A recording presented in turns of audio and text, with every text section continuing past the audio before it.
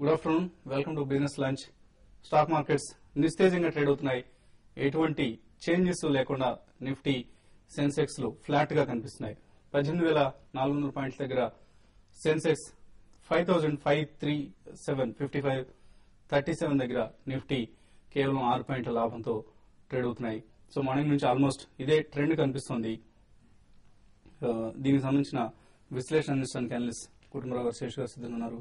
So Kutumbarao, overall గా European markets positive గా open అయ్యాయి, కానీ మన మార్కెట్స్ లో ఎందువల్ల స్తబ్దత కనిపిస్తుంది? లేదండి, ఎక్స్పెక్టెడ్లీ ఫ్లాట్ గానే ఓపెన్ అయినాయి. ఎందుకంటే మార్నింగ్ నుంచి ఫ్లాటిష్ ట్రెండ్ ఏదైతే ఉందో అది వాళ్ళంతా కూడా కంటిన్యూ అవుతుందని అనుకున్నాం. ఎందుకంటే F&O సెటిల్మెంట్ కూడా ఉందన్నమాట థర్స్డే నాడు. అండ్ ఆల్రెడీ ఈ సిరీస్ లో బాగానే రన్అప్ వచ్చింది చాలా వరకు స్టాక్స్ లో, ఎస్పెషల్లీ కొన్ని particular sectors, banking, select capital good stocks, oil and gas space లోను బాగా రిటర్న్స్ వచ్చినాయి అనమాట. ఇవాళ కూడా స్టార్ మనం పొద్దున్న నుంచి చూస్తే కనుక ఆయిల్ మార్కెటింగ్ కంపెనీస్ అనమాట, బీపీసీఎల్, హెచ్పీసీఎల్, ఐఓసీ అన్ని కూడా స్ట్రాంగ్ గెయిన్స్ రిజిస్టర్ చేయడం మనం చూసాం.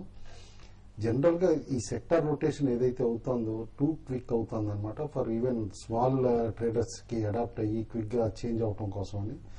ఇప్పుడు ఇవాళ ఆయిల్ అండ్ గ్యాస్ స్పేస్ ఉంటే కనుక రేపు మళ్ళీ ఇంకో కొత్త సెక్టర్ రావచ్చు అట్లనమాట. కాబట్టి నేను అనుకోవటం till the settlement is over, నేను అనుకోవటం అన్లెస్ 55-50 పైన క్లోజ్ అయ్యి వాల్యూమ్స్ అయితే కనుక లాస్ట్ 3 ట్రేడింగ్ సెషన్స్ లో చూసాం, Wednesday, Thursday, Friday more than 1 lakh crores derivative segment లో టర్న్ ఓవర్ అవటం ఇవన్నీ చూస్తూ ఉంటే కనుక ఆ 555 ఆ లెవెల్ దాటి దానిపైన క్లోజింగ్ బేసిస్ లో నిలబడగలిగితేనే ఫ్రెష్ అప్ ట్రెండ్ వచ్చి 5620, 5640 వరకు షార్ట్ కవరింగ్ ర్యాలీ వస్తుందని చెప్పేసి అని అనుకున్నా. But till then we should be prepared for small movements.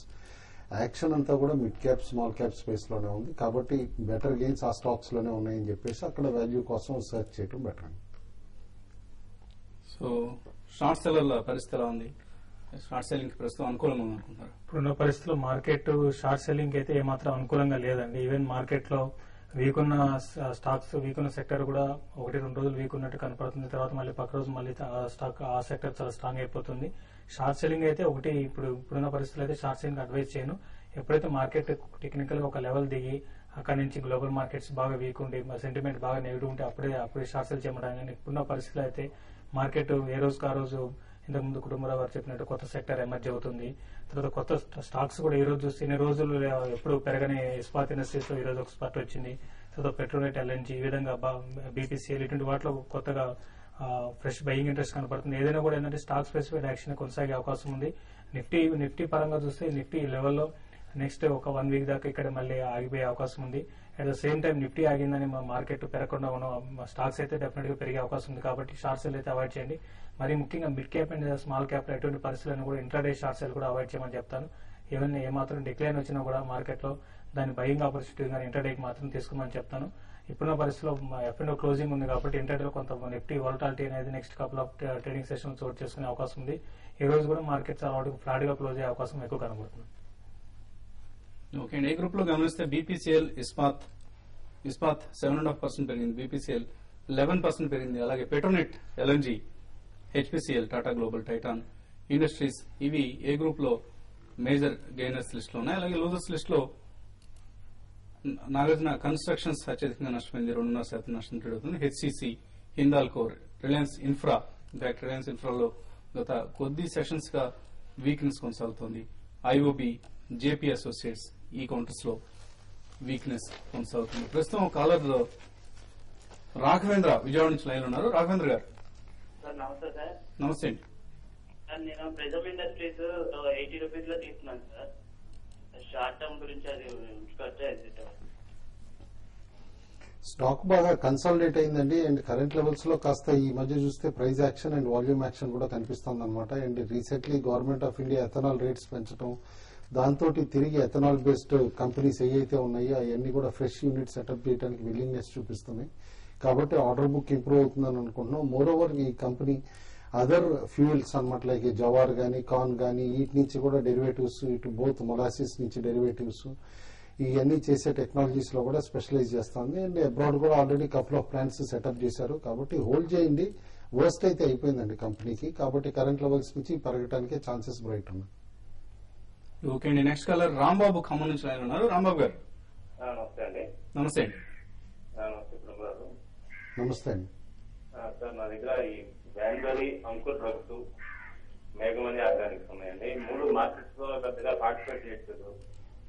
వీటిని హోల్డ్ చేయమంటారా, సెల్ చేయమంటారా కొంచెం చెప్పండి. ఓకే.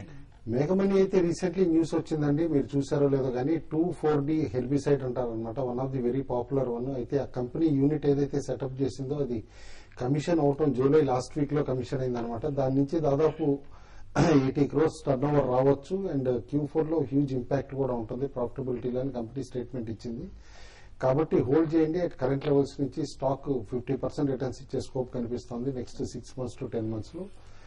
అంకుర్ డ్రగ్స్ వస్తే రీసెంట్లీ చూసాం couple of FIIs heavy selling చేయటం and 2-3 brokerage houses downgrade చేయటం కూడా చూసాం, ఇంక్లూడింగ్ ఇక్కడ లోకల్ బ్రోకరేజ్ కార్వి అనమాట. ఇమీడియట్ గా స్టాక్ క్రాష్ అవటం కూడా చూసాం ఆల్ ది వే 120-124 లెవెల్స్ కి. బట్ కరెంట్ లెవెల్స్ నుంచి స్లైట్ పుల్ బ్యాక్ ర్యాలీ రావచ్చు. పుల్ బ్యాక్ ర్యాలీలో క్లోజర్ టు 150 ఒకసారి ఎగ్జిట్ అవటమే అడ్వైజబుల్ అండి. వ్యాన్బెరీ రిజల్ట్స్ ఏమో డిస్కరేజింగ్ గా ఉన్నాయండి. Q1 రిజల్ట్స్ కూడా ఫార్ బిలో ఎక్స్పెక్టేషన్స్ ఉన్నాయి. ఎనీ రిలీఫ్ ర్యాలీ వస్తే కనుక ఎగ్జిట్ అవటమే బెటర్ అండి. ఓకే అండి. నెక్స్ట్ కలర్ గుంటూరు నుంచి రాజు లైన్ లో ఉన్నారు. రాజు గారు హలో. హలో, చెప్పండి రాజు గారు. Good morning sir. Good morning Kutumbarao గారు, శేష్ గారు. సార్ కుటుంబరావు గారు గట్టి ఇండస్ట్రీస్ తీసుకున్నాం సార్ 85 రూపీస్ లో. సార్ దీని యొక్క వాల్యుయేషన్ చెప్పండి సార్, ఏ రేట్ వరకు వెళ్ళచ్చు? 110 దగ్గర ఫెయిర్ వాల్యూ ఉన్నానంటే ఏం తీసుకున్నాం సార్, ఆ రేట్ ఆ ప్రైస్ ఎప్పుడు వస్తుందో ఒకసారి చెప్పారు. ఒకటండి గట్టి మీరు ప్రైస్ చార్ట్ కూడా అబ్జర్వ్ చేస్తే కనుక 30 రూపీస్ నుంచి 85 రూపీస్ కి బాగా షార్ప్ గా ర్యాలీ అయిందండి over the last few months అనమాట. వన్ థింగ్ లాజిస్టిక్ స్పేస్ లో వన్ ఆఫ్ ది లీడర్స్. అయితే some of the parts valuation మీరు ఏదైతే మెన్షన్ చేశారో అది కరెక్ట్ అనమాట. అయితే ఓన్లీ రీసెంట్ మీటింగ్ లోనే కంపెనీ సజెస్ట్ చేసింది డీమర్జర్ అనమాట, షిప్పింగ్ డివిజన్ ని గట్టి షిప్పింగ్ అని సెపరేట్ చేస్తున్నారు. ఇవన్నీ రిఫ్లెక్ట్ అవడానికి నెక్స్ట్ కపుల్ ఆఫ్ మంత్స్ పట్టొచ్చు. హోల్డ్ చేయండి స్టాక్. మీ టార్గెట్ కూడా నేను అనుకోవటం వెరీ షార్ట్లీ రావాలి. పోస్ట్ సెప్టెంబర్ రిజల్ట్స్ కూడా బాగున్నాయని చెప్పేసి చెప్తున్నారు. మేబీ క్లోజర్ టు డిసెంబర్ వచ్చేసేయాలండి. ఓకే అండి. అలాగే BHEL స్ట్రాంగ్ గా ట్రేడ్ అవుతున్న కౌంటర్స్ లో ఉంది. సిప్లా కూడా చాలా రోజుల తర్వాత ఇవాళ కొంత స్ట్రాంగ్ గా ట్రేడ్ అవుతుంది. స్పెషల్ డివిడెండ్ ఈ కంపెనీకి సంబంధించిన ప్రతిపాదన ఏదైతే ఉందో సిప్లాలో యాక్టివిటీకి ఇవాళ కారణంగా చెప్పుకోవచ్చు. సెన్సెక్స్ నిఫ్టీలు సేమ్ ఫ్లాటిష్ ట్రెండ్ ను కనపరుస్తున్నాయి. సో మరిన్ని మార్కెట్ విశేషాలు చర్చించే ముందు ఒక చిన్న బ్రేక్ తీసుకున్నాం.